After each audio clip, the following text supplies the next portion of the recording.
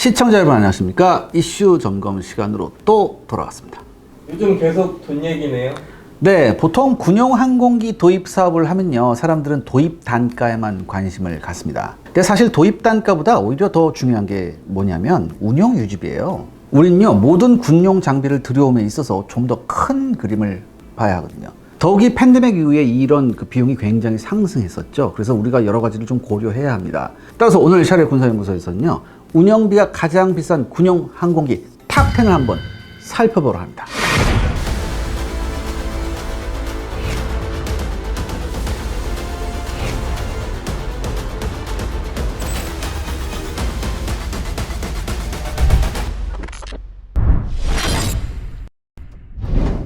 우리는 보통 전투기나 폭격기의 운영비가 가장 비쌀 것으로 생각합니다. 그렇지만 실제 지원기의 운영 비용이 훨씬 높은 것이 현실입니다. AWACS 대명사 E3 센트리는요, 66,126달러, 한화 8,800만 원의 운영비가 듭니다. 이게 뭐냐면은 시간당 운영비예요.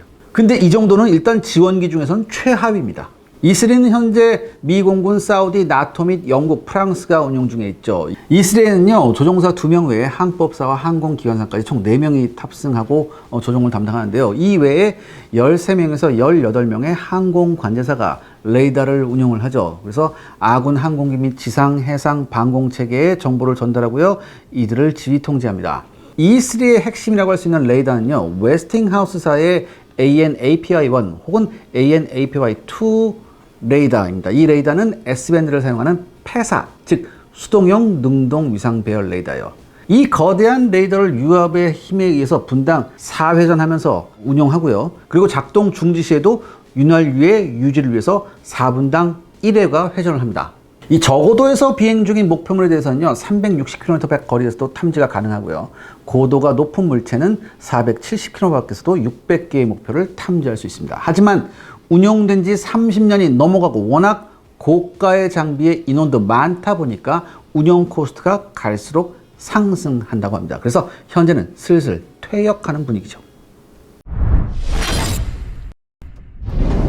9위는 보잉 707 기체를 바탕으로 노스롭 그루먼이 시작한 대지상 조기경보 통제기인 E8입니다. 시간당 운영비가 7780달러, 우리나라 돈 9500만 원이죠. 이 항공기는요, 순수하게 지상군을 위한 AWACS입니다. 합성 개구 레이더가 탑재되어 있고요, 정밀하게 지상을 매핑해서 지상 목표를 추적하고 통제할 수 있습니다. 모두 17대가 제작돼서 미 공군, 주 방위공군, 그리고 무려 미 육군에서도 운영되고 있습니다. 근데요, 이 기체 역시 운용된 지가 오래라 슬슬 퇴역 얘기가 나와요. 그리고 이번 러시아 우크라이나 전쟁에서도 우크라이나 벨라루스 접경까지 접근해서 정보를 수집한 바 있습니다. 유일하게 유럽제 전투기가 순위에 들었습니다. 여전히 말도 많고 탈도 많은 유로파이터 타이푼이 8위에 올랐습니다. 이 기체의 시간당 운영비는 무려 77,200달러, 한화 약 1억 400만 원입니다. 스텔스 전투기도 아닌 기체가 왜 이렇게 운영비가 비쌀까요? 일단 유로파이터의 트렌치 1 기체 자체가 내구성이 형편없어요. 그 트렌치 1이라는 건 초도 양산, 그러니까 양산분 첫 번째 로또에서 나온 양산분. 그리고 부품 개량에 막대한 시간과 비용이 추가됐습니다. 특히 얼마나 내구성이 형편없는지요, 임무 컴퓨터는 반드시 비행 중에 한 번은 다운된다, 이런 얘기가 있을 정도입니다. 여기에 부품 조달 체계 역시 엉망인지라 이 과정에서 여러 유통 단계를 거치면서 비용이 치솟았습니다. 높은 기체 가격과 유지비 때문에 도입 계획 취소가 잇따르자 시장 규모, 즉 운용 대수는 줄어들고요. 그 줄어드는 시장에서 이익을 내기 위해 혈안이 된 각국 업체들은 부품값을 올려받고 이는 다시 유지비 상승으로 이어지는 악순환이 반복이 됩니다. 이런 유지비 문제는요, 가동률에도 악영향을 미쳤습니다. 2011년 리비아 내전 당시 오디세이 새벽작전에 참가한 유로파이터 타이푼 부대의 가동률은 50% 미만이었습니다. 급기야 2018년 1월 부품 수급 비용을 견디다 못한 영국은 트렌치 1 12대를 폐기시키기로 하죠. 이런 유로파이터의 사정은요, 트렌치 4에 와서 많이 개선되었다고는 하나 2017년 이후 신규 도입 계약은 없는 상태입니다. 세계 최초의 5세대이자 대외계인용 전투기 F-22, 세계 최고 최강이죠. 이 F-22 랩터가 7위입니다. 놀랍죠? 비행하는데 시간당 85,325달러, 1억 1,400만 원이 듭니다. F-22의 초기 도입 비용 과정에서 미 공군은요 615억 달러로 648개의 F-22를 도입할 수 있을 것으로 예상했었어요. 그런데 막상 만들고 보니 개발비, 제작 가격, 그리고 결정적으로 운용 유지비 상승으로 667억 달러를 들여서 187대를 생산한 거죠. 그래서 더 이상 생산 못한 거예요. 특히 막대한 운용비는요 미 공군의 간담을 서늘케 했습니다. 특히 전파 흡수형 스텔스 도료는요 습기에 매우 취약해요. 그래서 안개가 짙거나 비가 오면요 작전이 불가합니다. 또한 습기를 가진 구름 측면 통과에도 RCS가 크게 증가해요. 특히 2009년에 전 로키드 마틴 직원이요 폭로한 게 있어요. F-22는 기상 상황에 따라 한 번 비행 후 수많은 부분이 기체 표면과 분리되거나 찢기는 현상이 발생했다. 그래서 매번 많은 시간을 들여 관리를 해줘야 한다. 이런 걸 폭로했죠. 그래서 비행 후 정밀한 점검과 보강이 매번 필요했습니다. 더욱이 스텔스 도료의 가격도 상상외로 고가였어요. 이렇게 되면요 비용뿐만 아니라 시간도 크게 증가합니다. F-22는 비행 시간당 약 34시간의 정비가 필요해요. 이런 전투기를 200대 가까이 운영하는 게 이거 자체가 대단한 일입니다. 70년이 넘는 기간 동안 미 공군에서 운영 중인 B-52는 그동안 영역의 세월을 미 공군과 함께한 폭격기의 대명사였죠. 현재 운영 중인 B-52H의 시간당 운영비는 88,354달러, 한화 1억 1,800만 원입니다. 간발의 차이로 6위에 올랐죠. 싸다, 싸. 워낙 기령이 오래돼서 여기저기 기골 보강도 하고 손볼 곳이 많아서요. 운용 비용이 만만치 않습니다. 여기에 날이 갈수록 첨단 장비도 여기다 때려 박으니까 더 가격이 올라갔죠. 그런데요, 이 B-52는 곧 B-52J로 대대적인 개수를 받을 예정입니다. 모든 계기판을요, 완전 디지털 디스플레이로 교체하고요, A사 레이더를 탑재한다고 하네요. 여기에 엔진까지 신형으로 교체한다고 합니다. 이러면 기체 가격뿐만 아니라 운용비 역시 크게 오를 전망입니다. 5위는 RC-135 정찰기입니다. 이 기체는요, 미 공군의 대형 정찰기입니다. 시간당 95,339달러가 필요한 그런 정찰기죠. 하나로 1억 2,800만 원입니다. 이 기체는요, 각종 최첨단의 신호 및 전자정보 수집 장치가 있습니다. 우리가 보통 007이나 미션 임파서블 같은 첩보 영화에서 많이 볼 수 있는 그런 기체예요. 즉 국가 단위의 첩보 작전에 투입되는 그런 기체예요. 영국도 사용하는 이 기체는요, 수송기인 C-135를 기반으로 제작을 했습니다. 목적에 맞게 세세하게 다른 기체가 많기 때문에, 그러니까 바리에이션이 많기 때문에 각 기체에 대한 정비 소요도 조금씩 다르다고 합니다. 따라서 운용 유지가 만만치 않다고 하네요. 놀랍게도 수송기가 4위에 랭크됐습니다. 바로 C5 수송기입니다. 시간당 운영비는요, 무려 10만 941달러, 우리 돈 1억 3,500만 원입니다. 이 기체는 초대형 기체죠. 기체 길이만 75m, 전폭은 68m입니다. 로키드 마틴이 개발한 초대형 수송기로요, 별명은 슈퍼 갤럭시죠. 무려 122.4톤의 화물을 실을 수 있습니다. 우리가 쓰는 주력 수송기 C-130은 33톤이 한계죠.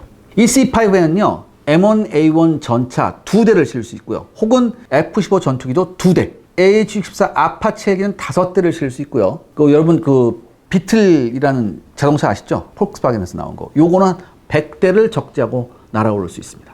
여기에 최첨단 디지털 항법 장치가 탑재되어 있죠. 하지만 덩치가 워낙 대형이라서요, 무려 5만 1000파운드 추력의 엔진 4기를 탑재하고 있습니다.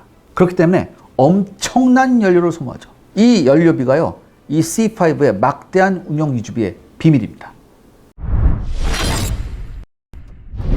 모두가 1위로 예상한 B2 스텔스 폭격기가 의외로 3위입니다. 세계에서 가장 비싼 군용 항공기라는 타이틀을 가지고 있는 B2는요, 심지어 같은 무게의 금보다 비싼 폭격기예요. 얘가 한 45톤 되거든요. 그 금 45톤보다 얘가 더 비싸요. 총 21기가 만들어졌고요. 이 중 무려 6기가 테스트형 항공기였습니다. 무적의 스텔스 폭격기를 반드시 손에 넣고야 말겠다는 천조구의 강철 같은 의지가 돋보인 그런 폭격기였죠. 그런데 이 지랄 같은 폭격기는요, 유지 비용에 놀라운 점이 있습니다. 시간당 15만 741달러가 필요해요. 하나로 약 2억 250만 원이죠. B2의 유지 비용 중에 가장 큰 부분을 차지하는 것은요, 역시 단연 스텔스 성능 유지입니다. 그 중에서도 스텔스 도료 보완에 막대한 비용이 든다고 하네요. 특히 B2의 스텔스 도료는요, 열에 매우 취약하다고 합니다. 한 번 비행 후 값비슷한 스텔스 도료 보강 후에 거대한 전용 경납고에서요, 전용 에어컨을 풀 가동해서 약 20도 내외의 온도에서 항상 기체를 냉각시켜 준다고 합니다. 그래도 유고 내전과 아프간, 이라크 전쟁 등 여러 실전에서 제 몫을 했다는 평가를 받고 있죠. 하지만 넘사벽의 제작비와 운영비 때문에 새로운 스텔스 폭격기인 B-21이 만들어졌죠. 자세한 이야기는 B-21편을 참고해 주세요. 2위는요, 의외로 B-1B 랜서입니다. 이 B-1B 랜서 폭격기는요, 시간당 운영비가 무려 17만 3,014달러, 우리 돈 약 2억 3천만 원입니다. 사실 B-1B의 높은 운영비를 예상은 했지만 설마 이 정도일 줄이야 전 정말 몰랐었어요. 몇몇 자료에는 10만 달러 이하로 나오고요, 심지어 6만 달러 미만으로도 나오는 곳이 있는데 이건요, 아마 팬데믹 이전의 기준으로 계산한 걸 거예요. 여러분 아시다시피 팬데믹 사태는요, 이 지구상의 모든 운영 비용을 상승시켰습니다. 특히 군사 분야에서 더욱 두드러진 상승 요인이었죠. 그런데 이 B-1B는요, 나름 RCS 저감 설계도 적극적으로 되어 있어요. 그리고 가변익 폭격기이기 때문에 유지 보수에 막대한 시간과 비용이 든다고 합니다.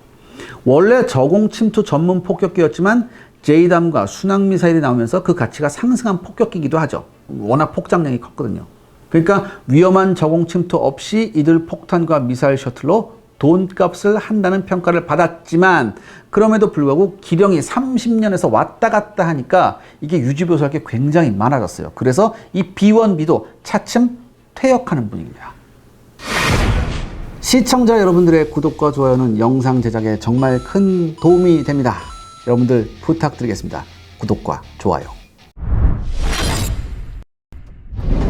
오늘의 챔피언은 역시 지원기입니다. E4B 나이트 워치가 차지했죠. 무려 시간당 37만 2,496달러, 우리 돈 5억 원이 깨집니다. 이 기체는요, 냉전 시절 도입됐습니다. 747 200 기반의 항공기로요, 전쟁 시 공중에서 전쟁을 지휘하기 위한 목적의 항공지휘 관제소예요. 국가 비상시 공중지휘소, National Emergency Airborne Command Post, 즉 니키 프로그램에 도입된 기체입니다.